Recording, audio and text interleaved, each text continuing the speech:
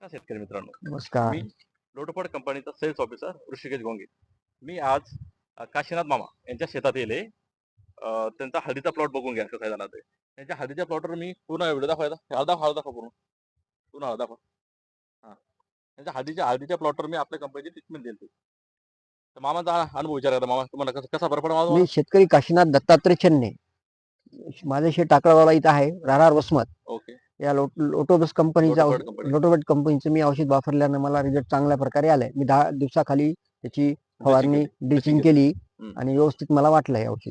Drenching केल्यानंतर तुम्ही आता हळदीचा कलर बघून कसं झाला, पानाची साईज प- वाढलेली, हां, कलर एकदम हिरवा झालेला आहे. हा, तर आता मामा नेमकेच 2 महिने झाले मामा लागवडला? 2 महिने झाले हळदीला? आता इथं हा?